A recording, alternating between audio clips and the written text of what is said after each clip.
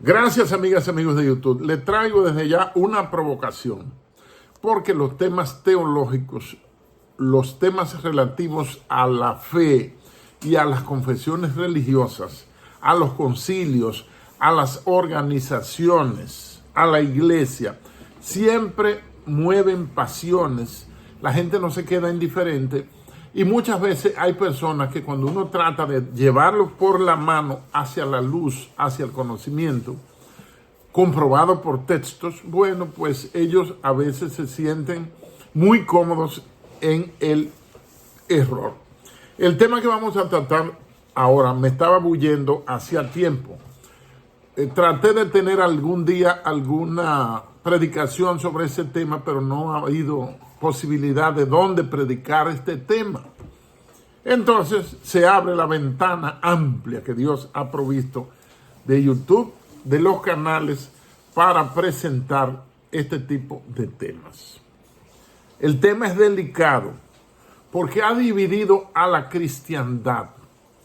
No solo el sábado, que es un divisor de la cristiandad, de los confesos protestantes y las distintas manifestaciones y tendencias post-Lutero y Calvino, sino que tiene que ver con algunos hermanos creyentes, protestantes, hasta los mismos católicos, aunque no se hace mucha exégesis sobre el catolicismo, porque el catolicismo le ha gustado siempre que el seguidor, que el católico, que significa universal, pues no tenga mucho conocimiento teológico, ni se pregunte muchas cosas, sino que acepte todo lo que se le diga, aunque se le diga en latín o en griego, dos idiomas que los hermanos católicos que iban a las misas no entendían.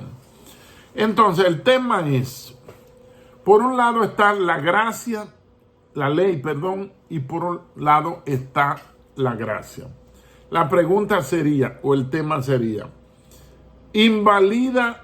¿la gracia invalida la ley? De ninguna manera. Nos vamos a basar en Romanos 7, en Romanos 8 y en Santiago 1, 23.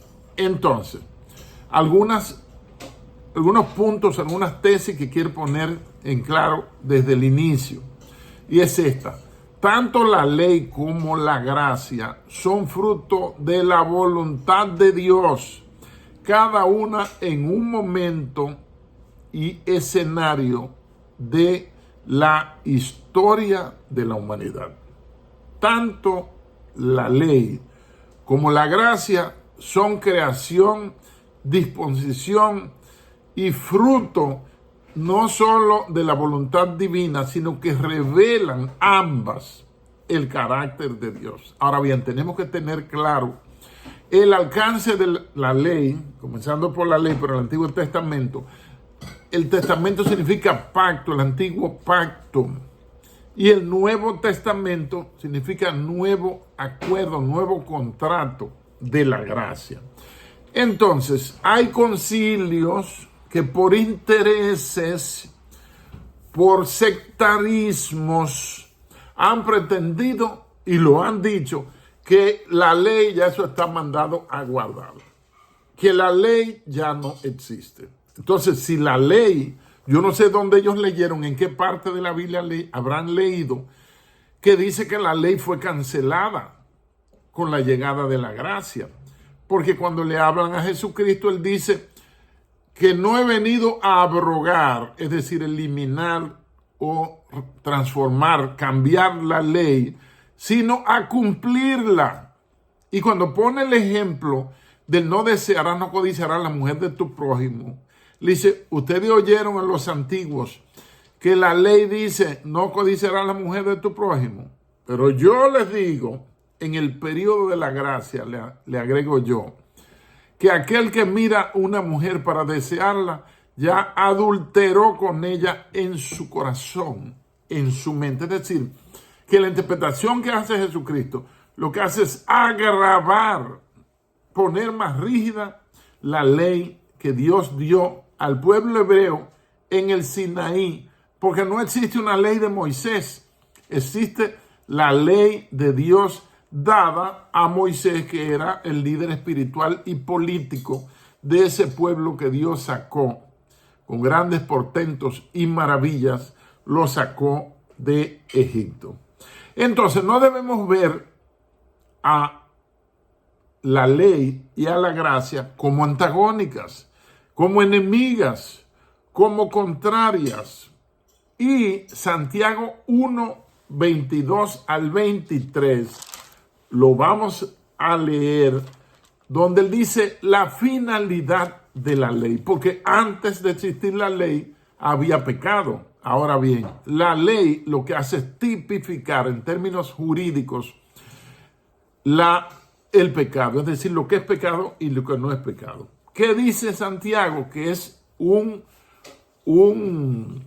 escritor inteligente, el apóstol Santiago de la Biblia. Es el hombre que hace el tratado más inteligente de psicología humana cuando habla de la lengua y del alcance de la lengua. Por eso yo dije hace unos días, unos meses, que hay personas que cuando lleguen al cielo o cuando lleguen al infierno, lo primero que le van a amputar es la lengua, se la van a cortar la lengua.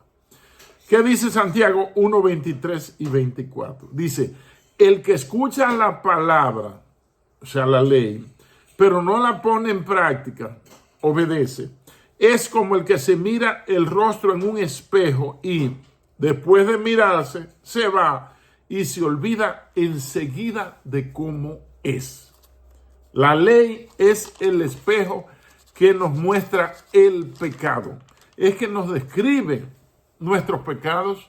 Porque si tú no ves un letrero que dice no entren manejando y te está diciendo que si entras estás cometiendo una infracción a la ley de tránsito. Bueno, ese señal de tránsito sirve como un espejo. Entonces, ¿cuál es el carácter de la ley? Tenemos que comenzar con la ley, por supuesto, pero en una que otra forma iré pasando hacia el mundo de la gracia, de la dispensación de la gracia.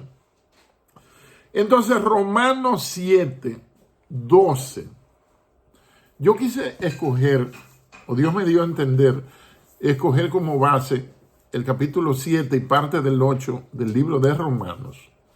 Porque ese libro es escrito por Pablo de Tarso, que es el único apóstol que escribió 13 libros y le agregamos a Hebreos, que todo indica que el autor de Hebreos es Pablo. Es el que da su currículum y dice, hebreo de hebreos, circuncidado al 8º día, en cuanto a la ley fariseo, en cuanto a la justicia que es por la ley irreprensible, formado a los pies de Gamaliel. O sea, él dice con qué maestro estudió. Y Pablo no era pobre. Y Pablo tenía la doble nacionalidad, su nacionalidad hebrea y la nacionalidad romana adquirida, la del imperio, era ciudadano romano. Que para tú ser ciudadano romano tenías que solicitarlo y tú tenías que tener teneres, posesiones. Es decir, que no le daban esa ciudadanía a cualquier desbaratado, sino que eran personas de prestancia. Entonces, el apóstol Pablo es el que le dirige la carta a los romanos, que es donde está mejor explicada, incluso con influencia de el estilo de la hermenéutica de discusión de los griegos, que comienzan formulándose preguntas ellos mismos, y eso se llama mayéutica, me acordé, y se la contestan ellos mismos. Entonces, dice en Romanos 7:12, de manera que la ley a la verdad es santa y el mandamiento santo, justo y bueno. Si una voz tan calificada, con tanta revelación, con una comunicación tan clara con Dios, el apóstol tipo de los gentiles, que Dios lo supo escoger, ¿por qué? Porque tenía la cultura judía, de la práctica del judaísmo, pero tenía también la cultura latina y tiene influencias incluso del mundo griego, porque es lo que dice Balaguer en su obra Grecia Eterna, que dice que la Roma que conquista y vence a los griegos y los sustituye como uno de los imperios de la antigüedad, ya tenía mucho de griega. Es decir, que si Roma con su poderío militar los sojuzgó, los dominó y los derrotó, pues ya estaba muy penetrada por la cultura griega. Fíjese que los romanos copian cambiándole los nombres a todos los dioses de ese Olimpo que crearon los griegos y le cambian los nombres. Zeus le pone otro nombre, a Minerva otro nombre, y así por el estilo. Entonces dice, oigan lo que dice Pablo. Entonces, si Pablo dice eso de la ley, ¿cómo usted, hermanito, considera que la ley fue borrada? Ahí vuelven los perros. ¿Cómo se explica que usted, si Pablo dice eso, y Jesucristo dice que no vino a abolir la ley, sino a cumplirla? ¿Cómo es posible que usted diga que ya eso es pasado? Que el acta de los decretos que nos era contraria ya fue clavada en la cruz, o sea que ya no hay pecado y ya no existe ley. O sea que comencemos a matar, a hurtar, a codiciar, a levantar falso testimonio y a no adorar a Dios y a no, porque hay una parte de los mandamientos que son para Dios en forma vertical y otros son horizontales con el prójimo o próximo, que son los hermanos. Entonces, como usted dice, usted le lleva la contraria a Jesucristo, cancelando la ley y eliminándola, y como usted también le lleva la contraria a Pablo aquí en Romanos 7:12. Lo voy a leer. De manera que la ley a la verdad es santa y el mandamiento santo, justo y bueno. Entonces la gracia no elimina la ley en ninguna manera. La gracia no elimina la ley en ninguna manera. ¿Qué pasa? Por ejemplo, entre algunas iglesias reformadas que respetan los 20 mandamientos, los 10 mandamientos de Éxodo 20, incluido el del sábado, que es el cuarto. ¿Qué pasa? Que hay otros hermanos que prefieren no cumplir, no aceptan el mandamiento número 4, que establece el sábado, que es palabra de Dios, y cumplen el decreto, el edicto, fruto de un político del emperador romano Constantino el Grande, que cambió los tiempos y la ley, me la voy a tener que poner así, y quitó el sábado y estableció el domingo. Y la mayoría de los hermanos protestantes celebran el domingo como día del Señor, aunque la Biblia no dice en ningún sitio que el domingo sea el día del Señor. Pero esa es su interpretación. Eso ahí entran en juego cosas hasta de intereses económicos. Para decírselo claro. Entra en juego intereses económicos. Entonces, la ley en ningún momento es abrogada por el que pudo haberlo hecho, que fue Jesucristo, hombre, el que estuvo aquí humanamente. Entonces, la ley de Dios dada en el Sinaí al mundo por intermedio de los judíos y por mano de Moisés es eterna e inmutable. Dice que Dios no es hombre para que mienta, ni hijo de hombre para que se arrepienta. Llevamos casi 15 minutos. Y hay otro texto en Romanos 7:14. Yo los invito a leer el capítulo completo, donde está una analogía tomada del matrimonio y todas esas cosas. Y Pablo habla de cómo hay una ley del pecado, una ley de la carne, que él hace, dice, hago el mal que no quiero hacer, eso hago. Pero lo vamos a leer. Romanos 7:14. Dice, porque sabemos que la ley es espiritual. No se había tocado ese tema mucho, la ley es espiritual. Mas yo soy carnal. Estamos en la carne, no hemos sido perfeccionados. Entonces, vendido, es decir, esclavo al pecado. Y Romanos 7:19, lo que le estaba diciendo, dice, porque no hago el bien que quiero, sino el mal que no quiero, eso hago. Romanos 7:19. Lo que le pasaba a Pablo de Tarso, pues nos pasa a nosotros y me pasa a mí. Dice, porque no hago el bien que quiero, quiero hacer la voluntad de Dios, quiero cumplir su ley, quiero cumplir su voluntad, sus escritos, sus decretos, su palabra, su camino, tal como los describe David en el Salmo 119, el salmo más largo de la Biblia, que le llama decretos, palabra, caminos, tu pensamiento, tu ley, tu voluntad. Dice, porque no hago el bien que quiero, sino el mal que no quiero, eso hago. Y antes de la ley ser emitida, había pecado, aunque la ley viene a tipificar el pecado, a describirlo taxativamente. Los abogados me van a entender. Y hay otro texto que debemos leer de Romanos 7, Romanos 7:7. Dice, ¿qué diremos pues? ¿La ley es pecado? En ninguna manera, se contesta Pablo de Tarso. Dice, pero yo no conocía el pecado, sino por la ley, porque tampoco conociera la codicia, si la ley no dijera, no codiciarás. Es decir, no conociéramos el hurto, ni la muerte, si la ley no dijera, no hurtarás, y dijera que no debemos matar a nadie. Entonces, Cristo no anula la ley, Pablo no anula la ley. Llega la gracia y la ley es como un espejo para que nosotros nos podamos ver nuestro carácter, podamos ver cómo estamos cumpliendo con esa misma ley que es la voluntad de Dios. Y el mismo marco conceptual de la ley es el mismo marco conceptual de la identificación del pecado en el período de la gracia.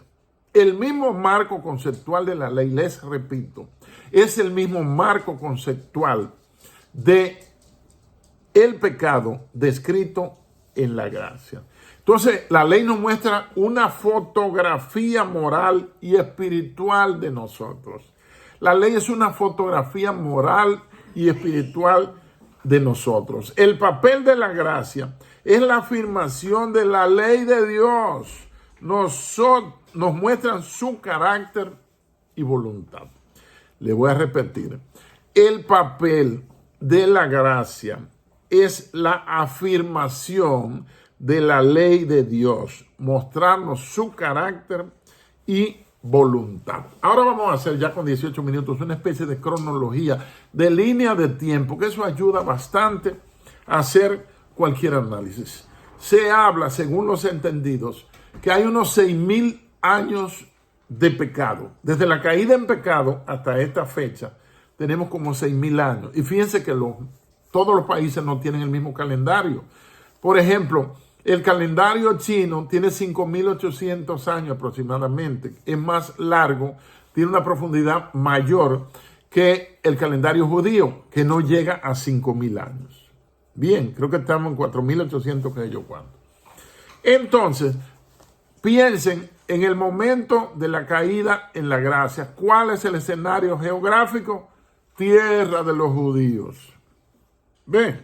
Entonces, ahí son expulsados del huerto del Edén, que se menciona el río Hiddekel, el río Tigris y Éufrates, Mesopotamia, que ahí comenzó todo. Entonces caen en pecado, son expulsados, pero hay unos años ahí que no podemos afirmar cuántos años son. Y entonces se le da la ley al pueblo que ya había salido guiado por el patriarca Moisés. Se le da la ley para cumplimiento. Ahora ellos exclusivizan la ley para ellos y no lo dan a los demás pueblos. Por eso injustamente llaman paganos a todo aquel que no adoraba el Dios verdadero, Yahweh, Jehová, que ellos mismos prohibieron que adorasen. Entonces los perseguían y los mataban en matanzas genocidas a pueblos porque no adoraban a Dios, el mismo Dios que ellos le tenían prohibido. Explíqueme eso a algún pastor, algún entendido, algún teólogo, porque yo no soy teólogo, yo lo que soy es un atrevido que vive buscando explicación a ciertas cosas. Entonces, luego viene como dispensación, como medio de salvación que el mismo Dios diseñó, que viene el culto judío, el culto sacrificial, por la mañana y por la tarde, primeramente en el tabernáculo, que era movible, y luego en el primer templo de Salomón y en los demás templos. Entonces, ese culto es exclusivo y es racial para los judíos. Ellos no invitaron a los amonitas, ni siquiera menos a los amalecitas, que fue la primera tribu que atacó a Israel cuando salieron, acababan de cruzar el Mar Rojo. No invitaron a nadie porque el judaísmo no hace proselitismo, no busca seguidores, no busca prosélitos. Si tú eres judío, naciste judío, bueno, pues ya tú eres del judaísmo. Ya haces tu fe y te la predican y te la meten en la cabeza ahí, como manda el mismo Pentateuco, y ya tú eres un judío practicante. Entonces, es una ley, es una legislación racial, porque es solo para los judíos. Y la circuncisión, creo que en Génesis 17 me parece, dice la circuncisión señal del pacto. Pueden buscar ese capítulo, la circuncisión es señal del pacto. Entonces, la gracia trae misericordia gratuita para todos, como dice el profeta Isaías. Trae misericordia gratuita para todos. La gracia es inclusiva. El judaísmo es excluyente. Palabritas que están de moda. La gracia es inclusiva porque es gracia para todos, para los perrillos, para los goins, para los subhumanos, para nosotros, los prietos, los haitianos, los franceses, los moldavos, los suecos, los suizos, los españoles, los franceses, los ingleses, los de Beñanaver de Duvergé, los de Asua, los de Moca y Cutupú. La gracia es inclusiva. Todos pecaron, dice, por cuanto todos pecaron y están destituidos de la gracia de Dios. Pero dice, mas a todos los que les recibieron, a los que creen en su nombre, les dio potestad de ser hechos hijos de Dios. Es decir, que con creer ya tú entras en la gracia. Con aceptar a Jesucristo como tu único y suficiente Salvador, ya tú entras en la gracia. Si tú le haces caso a Pablo de Tarso cuando dice, escribiéndole a Timoteo en su primera carta, capítulo 2, versos 5 y 6, dice, porque hay un solo Dios y un solo mediador entre Dios y los hombres, Jesucristo hombre, el cual se entregó a sí mismo en rescate, es decir, pagando el precio por muchos o por todos. Entonces, aquí viene un punto peligroso que me surgió hace como 2 años y que se lo he preguntado a algunos pastores y nadie sabe contestarme. Y hay hermanos que son muy leídos, que son muy doctos. Y es que 6,000 años de pecado han pasado 4,000 años entre la dispensación, si así podemos llamarlo, entre el culto judaico como redención, los corderos, las víctimas, las tórtolas, los palominos, los bueyes, las distintas ofrendas, todo eso, 4,000 años, hasta que entonces llegó la dispensación de la gracia con el ministerio de Jesucristo. Por eso estamos aquí en Occidente en el año 2024, del siglo XXI, ¿verdad? Estoy grabando 5 de diciembre del 24. Entonces, ¿cuál era, si existía, el modo, el medio de perdón de pecados para los no judíos hasta antes de la llegada de la gracia de Jesucristo? Jesucristo muere en la cruz del Calvario. Todos los apóstoles cumplieron su cometido. Incluso la negación de Pedro es parte del plan de Dios. Y el que Judas entregue a Jesucristo también es parte del plan de Dios. Dios quiso que fuese así. O sea que el hermano Judas cumplió el propósito que Dios había diseñado en la presciencia de Dios. No sé si le habían dicho algo como esto. Entonces, ¿cómo se podrían salvar los no judíos si según la práctica judía no había redención, ni forma de pecado, ni culto de sacrificio, ni ofrenda, ni fiesta, ni tabernáculo para los no judíos, para los goim, para los perrillos, para los gentiles, para nosotros que somos alcanzados por la gracia salvadora de Jesucristo 4000 años después? Yo no sé si usted se había preguntado eso. A mí me llegó eso a la mente no hace 2 años. Entonces, la ley nos muestra cómo agradar a Dios durante el periodo de la gracia. Si quieres tener un buen rating, un buen score de haber sido favorecido por la gracia del Evangelio eterno y el sacrificio de Cristo, búscate en la ley, toma la ley como modelo y ahí tú estarás cumpliendo todo. Si es que guardas el sábado, porque dice claro que aquel que infringe la ley en un punto es culpable de todos. Se lo dejo de ese tamaño. Entonces la ley también prefigura la gracia, como que la dibuja desde antes. Y la gracia es una confirmación de la efectividad de la ley, que consiste en mostrarnos el rostro de pecado, tomarnos una fotografía moral de nosotros.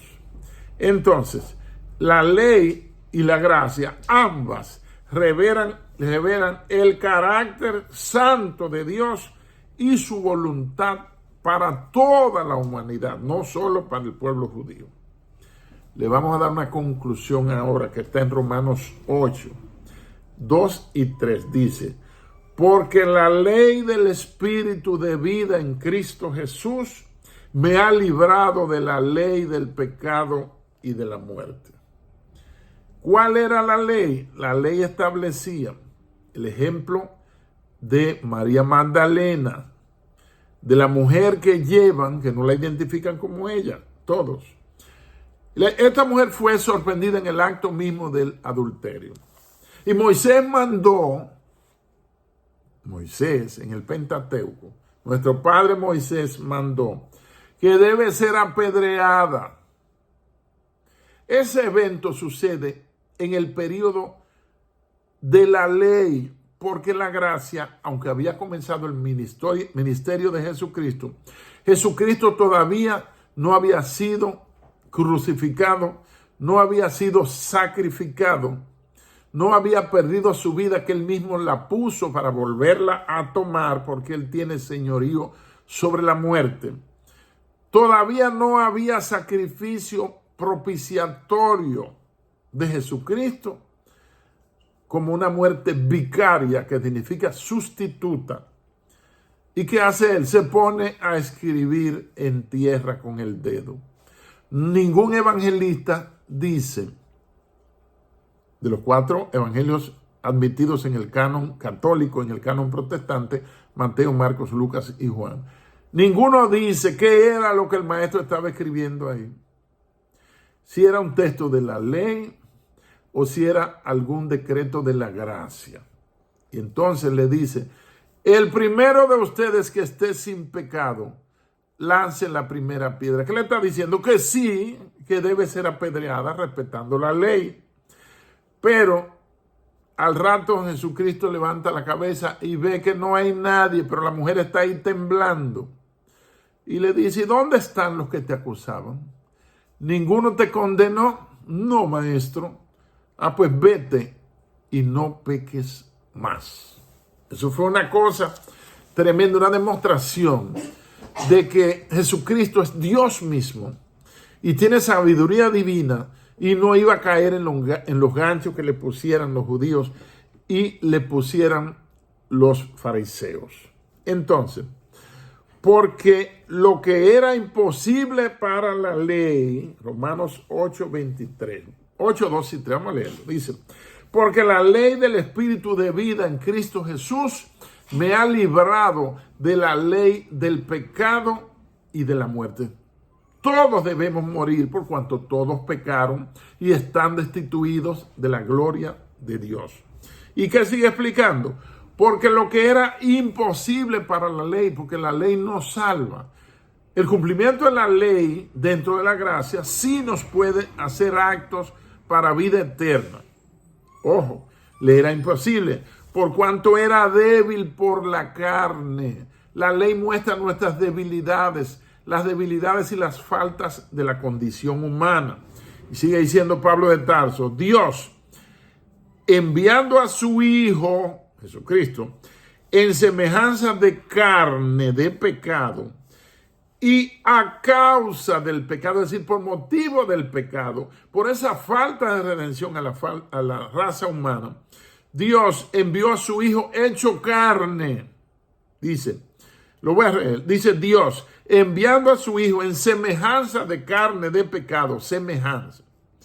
Y a causa del pecado, condenó al pecado en la carne. A partir de ahí hay redención, hay misericordia gratuita para todos, hay perdón para todos. Entonces, amigos y hermanos, adventistas o no, de la iglesia reformada o no, en ningún momento la ley de Dios ha sido invalidada. En ningún momento ninguno de los artículos o capítulos o ítems de la ley de Dios con 10 mandamientos ha sido anulado o sustituido, salvo la calidad que se tomó el emperador Constantino, el fundador de la Iglesia Católica, en el Concilio de Nicea del año 321 al año 324, que combinó a todos los obispos y supuestamente se convirtió al Evangelio. Entonces, la ley está ahí para cumplimiento universal. Por encima de los concilios, que yo pertenezco al concilio tal, ni nada de eso por el estilo. Entonces, la gracia en ningún sentido, en ningún momento, invalida la santa, eterna e inmutable ley de Dios. Le vamos a dar las gracias por soportarme estos casi 33 minutos. Piensen en eso, lean, documentense, sin prejuicios, sin propaganda religiosa sembrada ahí en la cabeza, que nos han vendido errores. Yo estoy yendo a la iglesia desde que mi mamá me llevaba, que yo no tenía 2 años, que me llevaban con un pedazo de toalla, un pedazo de algodón o un pedazo de funda de saco de harina, porque los Pampers no lo habían inventado todavía. Y estoy oyendo textos y leyendo textos. Entonces, lo primero que hay que sacar es los prejuicios, porque hay demasiado falso profeta en este momento. Hay demasiado falsos maestros enseñando sin apego a la palabra de Dios, sino la interpretación que le conviene a ellos. Y hay una división tremenda entre los mismos que dicen seguir a Jesucristo, porque le pusieron un letrero que tú perteneces a este, y si tú eres rosado, los amarillos no entran. Y los amarillos están equivocados, y los amarillos son mis adversarios, y no son hijos de Dios, y son mis enemigos, y están equivocados, y son unos falsos, y la única religión cierta es la mía, en la que yo creo. Esa es la religión. Le tengo una triste noticia. Jesucristo no fundó ninguna religión, ni siquiera el cristianismo, porque como 40 años o 30 después de la muerte de Jesucristo, es que a los cristianos, a los seguidores de Cristo, se le llamó cristianos en Antioquía. Muchas gracias.